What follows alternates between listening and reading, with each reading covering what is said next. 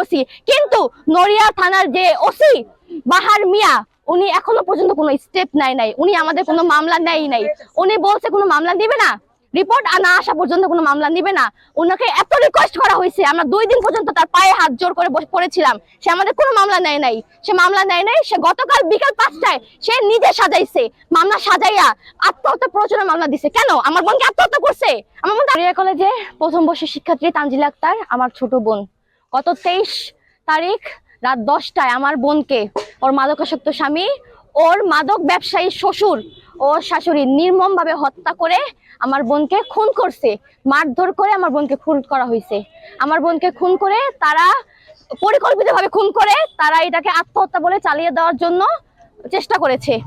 আমরা যখন ঘটনাস্থলে পৌঁছাই রাত 2টার সময় আমাদের খবর দেওয়া হয়। রাত 10টার খবর আমাদের কাছে যায় রাত 2টা বাজে। আমরা যখন ঘটনাস্থলে পৌঁছাই, গিয়ে দেখি আমার বোনকে উঠানে শুয়ে আছে। বাট তাদের ভাষ্য মতে তারা আমার বোনকে জানালার গ্রিলের সাথে ঝুলন্ত অবস্থায় পাইছে।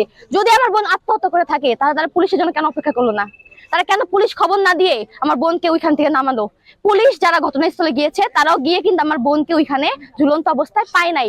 সবাই যারা পুলিশকে আমরা খবর দিয়েছি গিয়ে দেখছে, তারাও দেখছে যে আমার বোন উঠানে শুয়ে আছে। আমার বোনকে এমন নির্মম ভাবে হত্যা করছে, আমার বোনের মুখে, আমার বোনের শরীরে প্রত্যেকটা মাইরের স্পট ভিজিবল, কিন্তু তারা বলতেছে আমার বোন ফাঁসি দিয়ে আত্মহত্যা করছে। যদি সে ফাঁসি দিয়ে আত্মহত্যা করতো তাহলে আমার বোনের গলার যে দড়ির দাগ থাকার কথা সেটা কেন ভিজিবল না? সেটা কেন নাই?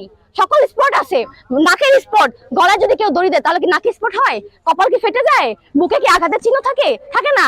আমার বোন তো আত্মহত্যা করে নাই, আমার বোনকে পরিকল্পিতভাবে হত্যা করা হয়েছে। আমার বোনকে গত 23 তারিখ রাতে নির্মম ভাবে তার শ্বশুর বাড়ির লোকজন ও তার মাদকাসক্ত স্বামী হত্যা করে এখনো পর্যন্ত পলাতক। তারা এখনো পর্যন্ত পরশুদিন 23 তারিখ রাত থেকে পলাতক। আমরা নড়িয়া থানায় লাশ নিয়ে এসেছি, পুলিশের কাছে ইনফর্ম করছি, কিন্তু নড়িয়া থানার যে ওসি বাহার মিয়া উনি এখনো পর্যন্ত কোনো স্টেপ নাই। উনি আমাদের কোনো মামলা নেয় নাই। উনি বলছে কোনো মামলা দিবে না, রিপোর্ট না আসা পর্যন্ত কোনো মামলা নিবে না। ওনাকে এত রিকোয়েস্ট করা হয়েছে, আমরা 2 দিন পর্যন্ত তার পায়ে হাত জোর করে বসে পড়েছিলাম। সে আমাদের কোনো মামলা নেয় নাই। সে গতকাল বিকাল 5টায় সে নিজে সাজাইছে, মামলা সাজাইয়া আত্মহত্যা প্ররোচনা মামলা দিছে। কেন? আমার বোনকে আত্মহত্যা করছে? আমার বোন আত্মহত্যা করে নাই। সে যদি আত্মহত্যা করতো তাহলে সাধারণ জনগণের কাছে আমার প্রশ্ন, আমার বোনের গলার যে স্পট থাকার কথা, দড়ির স্পট, সেটা কোথায় গেল? আমরা চাই ওসি বাহার, নড়িয়া থানার ওসি বাহার পদত্যাগ। সে আমাদের সাথে কোনো কোঅপারেট করে নাই। সে আর্থিক লেনদেনের সাথে জড়িত ওই পক্ষের সাথে, আসামি পক্ষের সাথে। সে আসামি পক্ষ অপু সয়াল, অপু ব্যাপারী, আমার বোনের মাদকাসক্ত স্বামী, তার শ্বশুর রাসেল ব্যাপারী, তার শাশুড়ি আলো বেগম, তারা আমার বোনের খুনি। তাই তার নড়িয়া থানার যে ওসি, অতপ্রতভাবে তাদের সাথে জড়িত, আর্থিক লেনদেন ঘুষের মাধ্যমে জড়িত। আমি চাই এই নড়িয়া থানার ওসির পদত্যাগ, তার পদত্যাগ চাই। আমি বিচার চাই, আমার বোনের হত্যাকারীদের বিচার চাই, ফাঁসি চাই। আমার বোনের হত্যাকারী যারা আমার বোনকে নির্মমভাবে হত্যা করছে, একজন শিক্ষার্থীকে যারা হত্যা করছে, তাদের আমি বিচার চাই।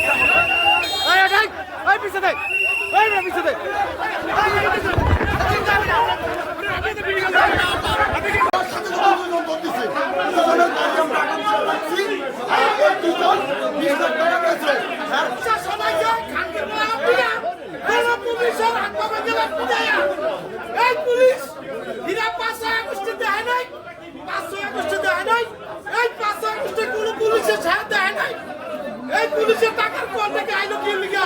ভালো একটা মানুষের সাথে অপহরণ কি লিগা করতে হলো পুলিশ? পুলিশের